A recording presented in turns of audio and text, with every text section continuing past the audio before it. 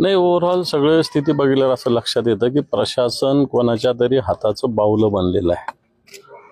या घटनेतलं संतोष अण्णा देशमुख यांचा जो झालेला हृदयद्रावक खून आहे, हा जर पोलिसांनी ठरवलं असतं तर तो रोखता आला असता। परंतु इथं ज्या घटना कानावर येतात, आरोपी आणि पोलीसच एकमेकात मिळालेले आहेत। इथे काही लोकांची दादागिरी मस्ती इतकी चालू आहे की पोलीस सुद्धा काही करू शकत नाही, अशा प्रकारची स्थिती आहे। मग इथले मंत्री असतील, धनंजय मुंडे असतील जे माजी मंत्री आहेत, त्यांचे कोण जवळचे वाल्मिक कराड असतील, ही जी मंडळी प्रशासनाला काही समजतच नाहीये। कोणी येणं, त्याच्यावर दादागिरी करणं, हम करे सो कायदा करणं, आणि याच्यातून एक संतोष अण्णासारखा एक 15 वर्षापासून या गावचा सरपंच असलेला एक अतिशय फक्त सेवा आणि सेवा करणारा व्यक्ती आहे, याचा खून त्यांनी केलेला आहे। पोलीस 3-3 तास 3.5 तास पोलिसांनी तक्रार घेतलेली नाही या पोलीस स्टेशनमध्ये। 3.5 तास जो अपहरणाचा गुन्हा दाखल करणारा जो त्यांचा जवळचा व्यक्ती आहे, त्याला 3.5 तास पोलीस स्टेशनमध्ये बसवलं, आणि ज्यावेळेस त्याच्या खुनाची बातमी आली त्यावेळेस गुन्हा रजिस्टर करून घेतला। अशा प्रकारची स्थिती आहे। एवढं होऊन झाल्यावरही पोलिसांचा तपास अजूनही गतीनं नाही। अतिशय बॅकवर्ड एरिया टाइप तपास पोलिसांचा चालू आहे। पोलीस आपले महाराष्ट्रातले तसे अतिशय तांत्रिकदृष्ट्या पुढारलेले आहेत, परंतु या तपासामध्ये असा कोणताही तपास झालेला दिसत नाही।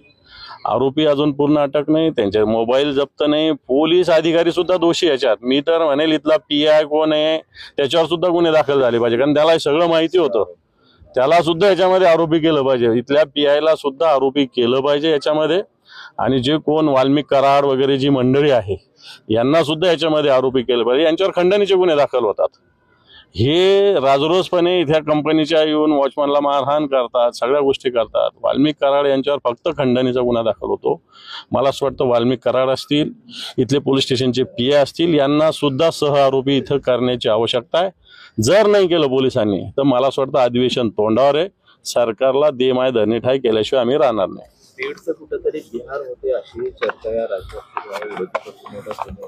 काही आवाज वगैरे नाही, मी बीडला बदनाम करणार नाही, परंतु काही व्यक्तीमुळे निश्चित बीडचं नाव खराब होतं हे निश्चित आहे। कायदा सुव्यवस्थेच्या दृष्टीने निवडणुकीत सुद्धा बघितलं, उमेदवाराला मतदान केंद्रात जाऊ दिलं जात नव्हतं, पोलीस बघत होते तोंड घेऊन। पोलीस कशासाठी इथं हेच कळत नाही। मग यांच्या हातातच काट्या दिल्या पाहिजे, यांच्या हातातच बंदोबस्त दिला पाहिजे, कशाला पोलिसांनी खाकीवरती घातली पाहिजे इथली। आणि म्हणून ही दादागिरी, ही दहशत म्हणतो जनतेच्या, जर पोलिसांनी नाही मोडली तर जनतेलाच उठाव करावा लागेल। यामध्ये कुटुंबांनी एक मागणी केलेली आहे नार्को टेस्टची, तुमची काय मागणी राहील? वकील पण उज्ज्वल निकम मिळावा अशी मागणी। मला असं वाटतं जे पोलिसांना आवश्यक आहे, आपल्या इथलेच पोलीस याच्यात तपास करण्याची आवश्यकता आहे। काही वेगळ्या यंत्रणा बदलण्याची गरज नाही। फक्त या जिल्ह्यातले इथले सोडून दुसरे कोणते तरी पोलीस चांगले अधिकारी इथं तपासासाठी आणण्याची आवश्यकता असं मला वाटतं।